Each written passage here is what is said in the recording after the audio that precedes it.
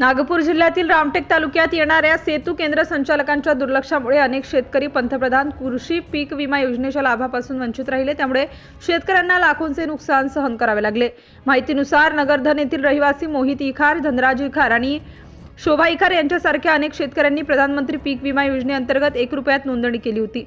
27-28 November 2023 ला त्यांच्या शेतात अवकाळी पावसाने धान पिकाचे नुकसान झाले होते। यासाठी त्यांनी नोंदणीसाठी सेतू केंद्राचे संचालक राहुल इखार यांच्याशी संपर्क साधला व त्यांनी नुकसान भरपाई क्लेम करून दिले। त्यासाठी त्यांनी 800 रुपये प्रति शेतकरी शुल्कही घेतले, परंतु सेतू ऑपरेटरने पोर्टलवर चुकीची माहिती भरल्याने शेतकरी 2,50,000 रुपयांपासून वंचित राहिले।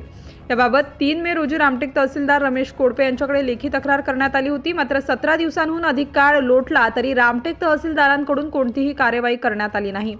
याबाबत रामटेक येथील तहसीलदार रमेश कोडापे यांना विचारणा केली असता त्यांनी संबंधित घटनेची चौकशी करून कारवाई करण्यात येईल असे सांगितले आहे। सिटी इंडिया न्यूज करिता नागपूर प्रतिनिधी पूनम लांजेवार। माझे नाव मोहित धनराज इखार, राहणार नगरधन। मी पीक विमा योजनेअंतर्गत 1 रुपयाचा विमा काढलेला होता व प्रधानमंत्री पीक विमा योजनेअंतर्गत। तर हा अवकाळी पावसामुळे जे नुकसान झालं त्या नुकसानाबाबत आपलं फॉर्म भरण्यासाठी मी राहुल डिजिटल कॅफेमध्ये गेलो।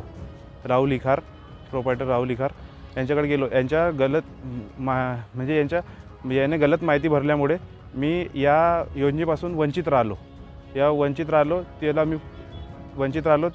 त्याची माहिती मी तहसीलदाराला दिली। त्या तहसीलदारांनी त्याच्यापर्यंत आतापर्यंत योग्य ती कारवाई केलेली नाही आहे आणि मला असं वाटतं की रामटेक तहसीलदार यांनी मला न्याय द्यावा। आपल्याकडे मोहित धनराज इखार ह्या शेतकऱ्यांनी अर्ज केला होता की आमच्याकडे पीक विमा च्या अनुषंगाने धान पीक त्यांच्या शेतात होतं। 27-28 तारखेला त्यांच्या धान पिकाचं नुकसान झालं होतं, 27-11 नोव्हेंबर 2023 परंतु कंप्लेंट ज्यावेळेस ते आपले सरकार सेवा केंद्रावरती टाकायला गेले त्यावेळी आपल्या सेवा सरकार केंद्रवाल्यांनी बॅकडेट 26-11-2023 ही तारीख टाकल्यामुळं त्याचा जो कंप्लेंटचा कालावधी आहे 72 तासाचा आत कंप्लीट करायची होती, त्याला तो वेळ पूर्ण झालेला आहे।